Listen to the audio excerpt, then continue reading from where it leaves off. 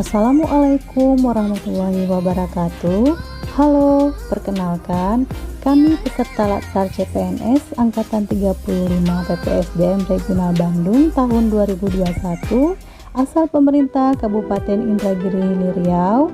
Kami dari kelompok 4 yang terdiri dari saya Dr. Gigi Salamia, saya Ade Febri Ramadan SPD, Siska Maria Simanjuntak, saya Fitria Heldiana.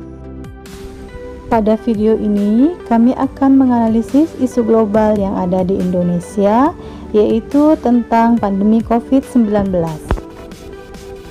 Pertama, analisis Pentalik. Analisis Pentalik terdiri dari 4 kategori. Pertama, pemerintah, 2 masyarakat, ketiga akademisi, keempat media. Yang pertama, pemerintah. Pemerintah mengambil peran dalam model kebijakan yang diambil guna menekan laju peningkatan prevalensi. Misalnya pemberlakuan social distancing, peliburan akademik 14 hari, dan lain sebagainya. Pengalih-lokasian beberapa anggaran strategis guna akselerasi, pencegahan, dan penanggulangan COVID-19 melalui refocusing. Pemerintah juga membentuk gugus tugas percepatan penanganan COVID-19. Upaya ini dilakukan karena virus corona kini berstatus pandemik global sehingga sudah menjadi bencana non-alam. Aspek selanjutnya adalah masyarakat. Masyarakat sebenarnya telah mengambil peranan aktif dalam kegiatan pencegahan dan penanggulangan COVID-19. Hanya saja, belum diikuti dengan tingkat kepatuhan terhadap penegakan protokol kesehatan. Tingkat kepatuhan terhadap penegakan protokol kesehatan masih memerlukan penguatan dari unsur tokoh agama dan tokoh masyarakat serta pengawalan dari aparat. Sosialisasi, edukasi, dan persuasi penegakan protokol kesehatan harus terus diupayakan. Terlebih pada fasilitas-fasilitas umum yang memungkinkan berkumpulnya banyak orang seperti pasar, tradisional, coffee shop, dan lain-lain. Selanjutnya dari aspek akademisi. Telah melaksanakan elaborasi dengan pemerintah melalui Dinas Kesehatan sebagai upaya pencegahan dan penanggulangan COVID-19 melalui kerjasama penyediaan dan rekrutmen relawan COVID-19 yang terbukti cukup efektif di lapangan yang telah dilaksanakan oleh mahasiswa pada universitas. Selain itu, juga komitmen telah tergalang antara universitas dengan pemerintah. Akademisi diperlukan kerjasama dan elaborasi dalam bentuk-bentuk lain guna memperkuat peran knowledge power dalam upaya pencegahan dan penanggulangan COVID-19. Selanjutnya adalah media. Media baik cetak maupun elektronik telah melakukan KIE cukup baik terkait pencegahan dan penanggulangan COVID-19 dan juga telah mengupayakan materi edukasi selama daring masa pandemi. Media belum serta-merta mengambil peranan dalam upaya modifikasi perilaku masyarakat dalam kepatuhan penegakan protokol kesehatan. Elaborasi antara media sebagai information power dengan akademisi sebagai knowledge power perlu diupayakan terus guna mengisi konten-konten untuk dapat menggiring kepatuhan masyarakat dalam penegakan protokol kesehatan. masalah yang diidentifikasi pada isu pandemi COVID-19. Yang pertama, ketakutan para kontak erat dan keluarga penderita COVID-19 untuk dilakukan tracking kasus. Yang kedua, konflik masyarakat dan petugas aparat dalam penegakan PPKM. Yang ketiga, kepercayaan terduga kasus COVID-19 kepada tenaga kesehatan atau instansi terkait yang melakukan pemeriksaan awal. Selanjutnya, kami menggunakan metode USG untuk menemukan isu yang menjadi prioritas untuk terlebih dahulu diselesaikan.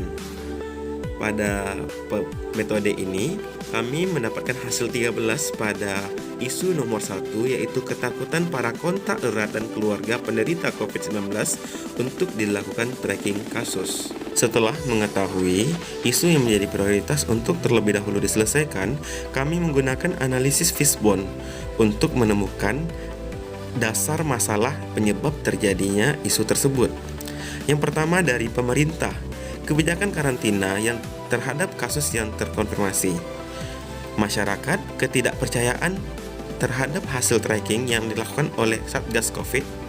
Akademisi, kurangnya komunikasi, informasi dan edukasi. Media, banyaknya penyebaran berita hoaks. Hal-hal inilah penyebab terjadinya isu tersebut. Untuk alternatif pemecahan masalah, kelompok kami menggunakan metode analisis SWOT, yaitu dengan melihat kekuatan, kelemahan, peluang, dan ancaman. Adapun kekuatan yaitu peran aktif pemerintah dalam upaya pelaksanaan tracking kasus. Kelemahannya, stigma negatif masyarakat terhadap kebijakan pemerintah. Peluangnya, transparansi pemerintah dan tenaga kesehatan dalam penanganan kasus COVID-19. Dan yang terakhir ancaman yaitu adanya provokasi yang mempengaruhi pola pikir masyarakat. Dari faktor-faktor tersebut, kami mencari alternatif penyelesaian masalah dengan mengkombinasikan kekuatan, kelemahan, peluang, dan ancaman.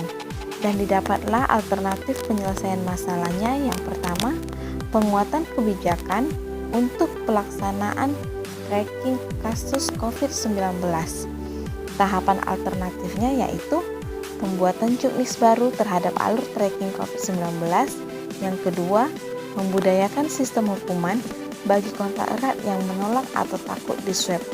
Hasil yang diharapkan yaitu yang pertama, semakin jelas dan akuratnya pedoman bagi Satgas COVID dalam pendataan pelaksanaan tracking COVID-19. Yang kedua, tidak terjadinya penolakan saat tracking COVID-19. Adapun pihak yang terkait yaitu pemerintah pusat, dinas kesehatan, dan puskesmas. Alternatif pemecahan masalah yang kedua yaitu meningkatkan penyuluhan tentang guna dilakukannya tracking kasus COVID-19 kepada masyarakat. Tahapan alternatifnya yaitu dilakukannya penyuluhan.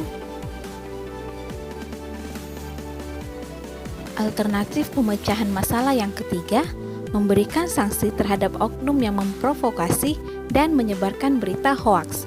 Tahapan alternatifnya, pengendalian berita yang beredar di media sosial. Hasil yang diharapkan, tidak adanya berita hoaks yang beredar di kalangan masyarakat dan media sosial. Adapun pihak yang terkait, yaitu pemerintah pusat, Polri, TNI, dan masyarakat. Alternatif pemecahan masalah yang terakhir adalah kepedulian masyarakat terhadap pemutusan tali rantai melalui tracking kasus. Tahapan alternatifnya, mengikut sertakan masyarakat dalam proses pencarian dan pendekatan kontak erat. Hasil yang diharapkan, masyarakat semakin peduli akan kasus COVID dan aktif dalam memberikan informasi mengenai kontak erat. Adapun pihak yang terkait, tenaga kesehatan, Polri, TNI, dan masyarakat. Demikian pemaparan video dari kelompok kami. Kami ucapkan terima kasih. Assalamualaikum warahmatullahi wabarakatuh.